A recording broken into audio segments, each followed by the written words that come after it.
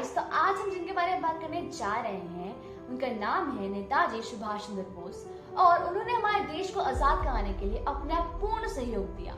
पर हमारी बुक्स उनके बारे में बहुत ही कम बातें बताती हैं जो हमारे लिए काफी नहीं है। तो इसलिए आज हम जानेंगे उनका कंट्रीब्यूशन हमारे कंट्री के लिए और सबसे बड़ी बात उनकी गायब होने की मिस्ट्री जो किसी को नहीं पता।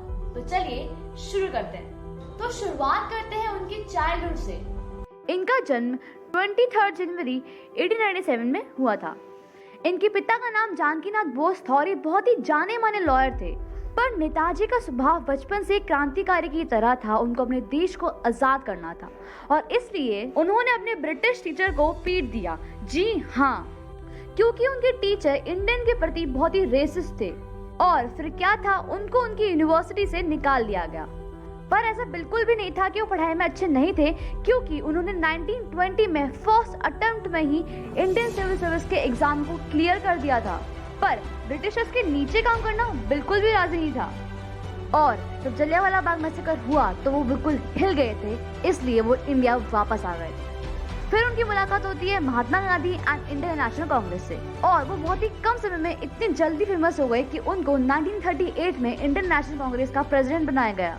पर क्या करें, उनकी वहाँ राह थी ही नहीं, क्योंकि उनकी आइडियोलॉजी बहुत ही डिफरेंट थी महात्मा गांधी से। जैसे कि उन्होंने वर्ल्ड वॉर 2 में ब्रिटिशर्स के सपोर्ट करने के लिए इंडियंस को मना करा, बट गांधी जी ने ऐसा कुछ भी नहीं कहा। और फिर क्या था, 1939 में उन्होंने आईएनसी को छोड़ दिया। उन्होंने पार्टी छोड़ी, बट गांधी जी की रिस्पेक्ट करना कभी नहीं छोड़ा और इसलिए बापू को फादर ऑफ नेशन कहे जाने वाले टाइटल को भी उन्होंने दिया था। अब आजाद हिंद फौज की बारी आती है और ये बात मैं क्लियर करना चाहती हूँ कि आजाद हिंद फौज की फाउंडेशन उन्होंने नहीं करी थी। वो तो एक्चुअली रास बिहारी बोस थे जो इंडिया से भागकर जापान गए थे एंड वहाँ के लोगों से उन्होंने मदद मांगकर एक लीग बनाई थी। पर हाँ, उसको रिवाइव करने का काम नेताजी ने करा। और क्या आपको पता है, ये उस टाइम की सबसे बेस्ट आर्मी थी, क्योंकि इसमें विमेन पार्टिसिपेशन भी था। जी हाँ, ये रानी झांसी रेजिमेंट था और फिर 45,000 सोल्जर के साथ ही निकल पड़े इंडिया को इंडिपेंडेंट करने के लिए। इनकी प्लानिंग ये थी कि इंडिया को ईस्ट प्रोविंस से फ्री करेंगे। और क्या आपको पता है, यहीं से दिल्ली चलो का नारा भी आया था। बट अफसोस इंडियन नेशनल आर्मी फेल हो जाती है एंड ब्रिटिश गवर्नमेंट नेताजी को ढूंढने के पीछे पड़ गई। पर नेताजी जापान जाने की प्लानिंग करते हैं, पर माना जाता है कि उनका प्लेन ताइवान में क्रैश हो गया था and because of 3 degree burn वो कोमा में चले गए और फिर 1945 को उनकी मृत्यु हो गई। पर अब आता है यू टर्न।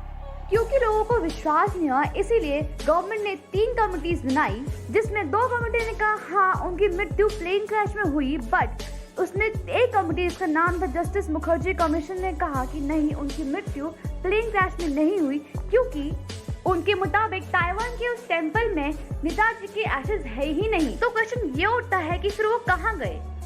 कुछ लोग मानते हैं कि वो रशिया गए थे, पर कुछ लोग मानते हैं कि नहीं, वो इंडिया में ही थे और वो अयोध्या के डिस्ट्रिक्ट में एज अ बाबा रह रहे थे, जिनका नाम था भगवंत जी, यानी कि गुमनामी बाबा।